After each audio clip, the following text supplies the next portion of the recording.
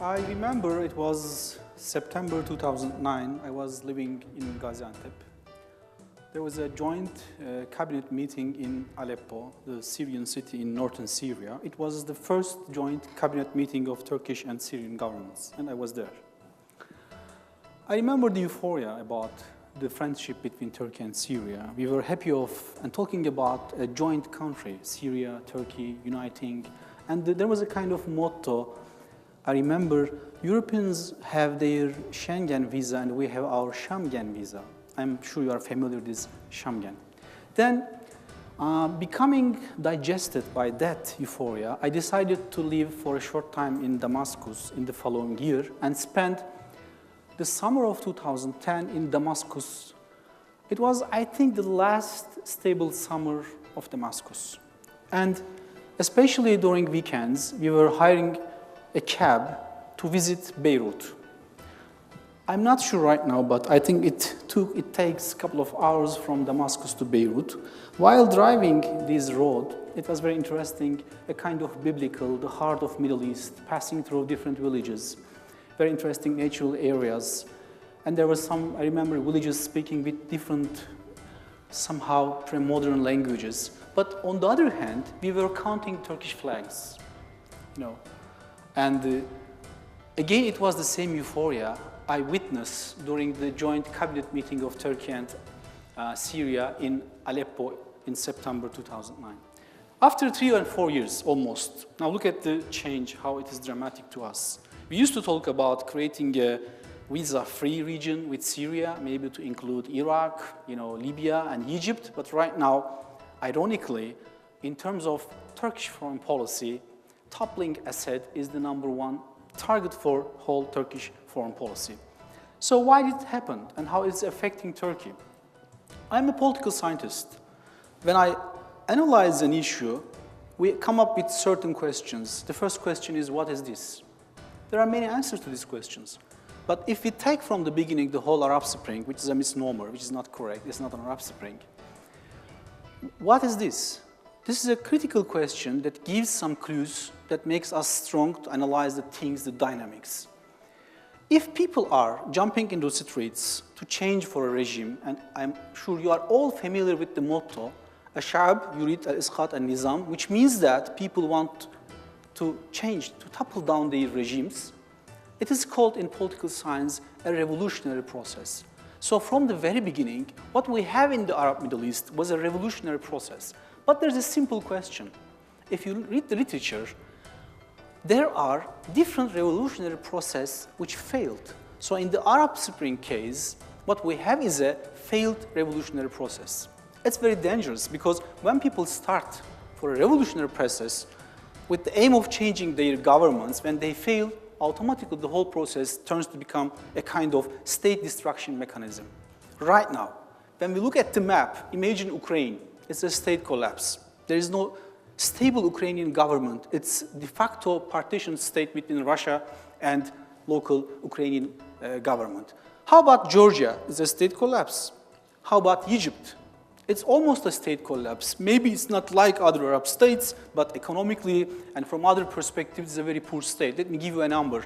Almost Turkey's and Egyptian populations are equal, but Egyptian economy is only 1/3 of Turkish GDP, which means that it's a very poor. If you go to Cairo, if you go to slum parts of Cairo, you will see millions of people living in a very, very bad economic conditions. So it's almost a very, it almost resonating a kind of state collapse, just like in other Arab states. What about, I talk about Libya.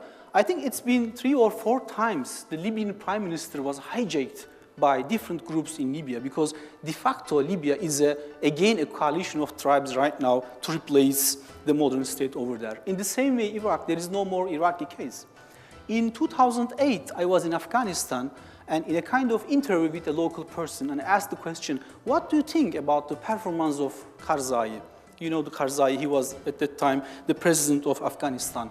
And the reaction was, we have no idea about Karzai because he's the governor of Kabul. He's not our president, because Karzai at that time was only sitting in Kabul, supervising the, his daily agenda, and had very, very weak connections with other parts of Afghanistan. It's the same story about Iraq right now. There is an Iraqi president in Baghdad, sitting in his office in Baghdad, but I don't think he has any capacity to change any kind of pattern or any kind of political process in other parts of Iraq. So these all different tables show us what we have seen so far. Part of the Arab Spring is the failure of states. That is very critical for us to understand how things are affecting and are going to affect Turkey, because it is one of the most scary things that may happen in any kind of political setting, state collapse. That is why we have these Jabhat al-Nusra, Al-Qaeda, and other groups, because when states collapse, the only way is they give way to their sub-state groups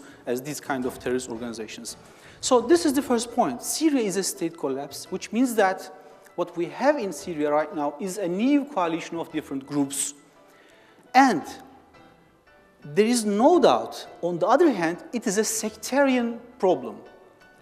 Because we have the experience of Bosnian War, we have the experience of any other multi-ethnic example. If a multi-ethnic state collapses, it turns to be a kind of federalist model. I'm not talking about a successful federal model as we observe in Scandinavian countries or somewhere else in Europe. It's a kind of pathological federalism as we have in Iraq. Technically, it's a federalism. So most probably, what we are going to observe is a kind of federalist model in Syria. You cannot imagine reuniting Syria after observing hundreds of thousands of people left their homes, killing each other. So this is called pathological federalism. And in a sectarian violence, a pathological federalism is inevitably to affect its neighbors, and we are all affected by that in that case. Again, I remember an Iranian scholar, maybe technically I may call him an Iranian mullah working for the Iranian government. Once I was listening to him in a speech in a conference, he told me that we will defend Damascus as we are going to defend Tehran. It's very critical to understand how sectarian dynamics affect Syrian problem. We are going to defend Damascus as we will defend Tehran. Because from the classical perspective of Shiite geographical thinking, Damascus is a very key position to defend Iranian regime. The same scholar from Tehran also told me that since the Iranian revolution, it is the most critical resistance we are giving to the global system to protect our regimes. I should remind you that when Khomeini came out in 1979 after the Islamic revolution, I think it was first Russia or Assad's father, Assad Syria, recognized officially Iranian state, the Islamic state. So it's a sectarian problem. How it is affecting us? First of all, independent of Syrian problem, Turkey has its own sectarian tension. If I may say, it is a kind of problem that hibernates. This infamous or unwanted thing that we never want to raise in public, but the tension between Turkey, Sunni and Alawite communities. That's a problem which has not been solved so far. For example, Sunni Muslims are practicing, enjoying the privileges of having thousands of mosques in Turkey. Their salaries are paid by state. How about the rise of Alawite people? So Turkey has its own tension of sectarian issue here for more than decades. So I'm not saying that Syria is creating a sectarian problem in Turkey, but it has a capacity to negatively affect what we have already here. How it is affecting? The first point is it has become a signaling mechanism. In comparative politics, we use this signaling mechanism means that some dynamics become to produce frequent or regular signals about a problem. So whenever you read something about Syria, it is giving a message about your sectarian identity. And Syrian problem is a sectarian issue, no doubt. I did say it's about a main problem that came out, that created by a failed revolutionary process. That's true. But on the other hand, it's a problem about sectarian debate. So for Turkey, for Turkish larger public, it's a sectarian issue, a signaling mechanism. And if you read Syrian problem from an Alawite perspective, you get different messages and signals. And if you read the case from a different Sunni perspective, you get the different meaning. And it is now somehow affecting these ongoing Sunni Sunni and Alawite difficult relationship in Turkey. The second point is, it has a meaning in terms of sectarian, from the same sectarian perspective, but in meaning at foreign policy level. For long decades, Turkey used to have a certain distance with different countries. Certain distance means that Turkey has approached Egypt, Iraq, Syria, and other Middle Eastern states, keeping that distance. In fact, that distance was the main dynamic that gives Turkey's capacity of acting as a soft power.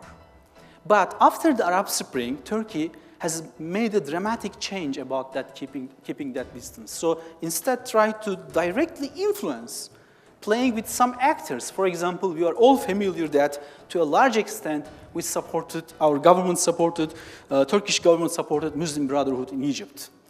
But if you start to play through one group in another country, it automatically creates some problems because there is no state in the Middle East that is homogeneous. In every state, there are different groups. For example, there is a strong secular community in Egypt.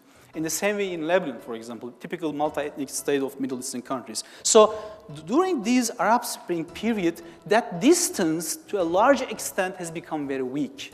When you visit, for example, Yemen, I visited Yemen, I couldn't imagine, understand how such a strong reaction I observed from different intellectual groups in Yemen, because some of them believe that Turkey supported, even some of them believe that Turkey sent some kind of weapons to different groups in Yemen. So some intellectuals in Yemen believe that Turkey is the source of instability in Yemen. So this is about losing that distance part of the Arab Spring, which is critical from the sectarian perspective because the diminishing of that distance creates a Sunni state image to Turkey in foreign policy. If you visit any Western capital, if you happen to speak with any intellectual from Western academia, most people would say that now you are acting as a kind of Sunni state, as trying to become a leader of the Sunni countries, which is somehow critical point to understand the negative impact of Syrian crisis in terms of sectarian tension in Turkey. What else? The third point is, I told you about failed states, failed borders. Again, please imagine the map. There is a failed geography from Afghanistan passing through northern Pakistan. There is the Waziristan, South Waziristan, which there is no virtual state control as well over there, and including some part of Iran, Turkey, and Georgia, and finally these Arab countries. So these big geography with many failed states means that failed borders. We have a border with Syria which is longer than almost 900 kilometers. Can you imagine how much money you need to protect that border? Can you protect that border? You need manpower. You cannot protect. That is why we have NATO patriots from different countries, from Netherlands and USA, that they are protecting part of NATO, our boundaries. So what is the meaning of these failed boundaries? Failed boundary means that drug, smuggling, oil smuggling, and also different groups, transnational groups. Groups are transnational. For example, before the Syrian problem, the Kurdish problem was to a large extent a Turkish problem. But right now, the Kurdish, if I may say, the PKK, 3 cantons in Syria, which means that, again, from a sectarian and ethnic perspective, through Syrian problem, now Turkey is facing a different Kurdish problem. It is transnational. Before the Arab Spring, PKK was almost a kind of Turkish, not an ethnic, but geographically Turkish organization. But right now in Afrin, in famous Kobana, now there are 3 Kurdish cantons. So this crisis transformed the dimension of Kurdish problem so far as to have 3 independent cantons including some areas in Syria. This is mainly about border security. So can you protect that border? There is one simple fact. If you have a 910-kilometer border with another state, you cannot protect that unless there is another stable regime on the other side of the border that is ready to cooperate with you, just like the American and Canadian border. Otherwise, it is de facto a failed border. So this is another case that is likely to affect for a long time Turkey's stability and Turkish foreign policy. I did talk about Kurdish problem. It is critical because I refer that PKK has become a transnational actor part of the Syrian crisis, But on the other hand, PKK itself is transforming. For example, if you compare the members of PKK headquarters before the Arab Spring and after the Arab Spring, now you see many Syrian origin guys in the headquarters, which means that it is becoming transnational beyond Turkey's control. Very interesting. That is why most scholars focusing on Middle East today believe that it is no longer an Arab state, but it is a Kurdish spring. It is no longer an Arab spring, but it's a Kurdish spring. So from that perspective, these new sectarian and ethnic dynamics are creating new structures which are likely to affect many countries, including Turkey, in the long term. How about economy? If I'm talking about the impact of Syrian crisis on the lives in Turkey, one point is economy. There are controversial dynamics about that. The first is, interestingly, part of the Arab Spring, economy and politics have become less interdependent, which is good. For example, if you look Turkey and Russia, they are different on all major issues. They are different on Cyprus, they are different on Syria, they are different on Ukraine, so on and so forth. But Russia has become the first or second major trade partner with Turkey, okay? Look at Turkey and Israel. They are different on major issues, but they are now almost doing very well in economic partnership. In Syria, we have the same story. Officially, Turkey's main strategy is a regime change in Syria, which is a revolutionary because since its creation in 1923, Turkey has never had such a grand aim. It's the first time Turkey is trying for a regime change in another country, which is revolutionary and which is creating long-lasting impact, psychological impact, not in Turkey, but in the whole region. It's the first time Turkey has an aim for a regime change in another country, which is very, very critical in any rate at international level. But even Turkey's trade with Syria is going very well, mainly through local networks. So in terms of economy, the Arab Spring and the Syrian crisis, despite its many negative effects, creating a less interdependent networking mechanism and logic between the actors. Finally, refugee problem. According to recent reports, I think the number of refugees in Turkey is more than 1 million. So can we call them still as a refugee? 1 million people. In other words, I don't think traditional narrative or let's say vocabulary about refugees are enough to analyze the refugee problem. That is why many people now approach the refugee issue as a mass human exodus. What does it mean? Most probably, they will not go back. They will stay here. We are talking about millions of people. Now imagine a Syrian girl who left Syria when she was 9 years old and spent 4 years in a camp. Now she is 14 years old. What is she? No longer Syrian. Because she was out of socialization circle. You happen to born in a small village, you have a neighborhood, you go to a school, then you become Turk, Kurd, Muslim, Christian, whatsoever it is. But millions of people who left years out of Syrian socialization circle are no longer Syrians. So they are socializing with us. It's on the one hand good, on the other hand bad. We're going to see both positive and negative repercussions of this very interesting phenomenon in the upcoming years. But very briefly, it is no longer a refugee problem. We cannot explain the problems of millions of Syrian problems living in Lebanon, in Jordan, in Turkey by using traditional refugee literature. There is a famous debate in social science, agent-structure debate.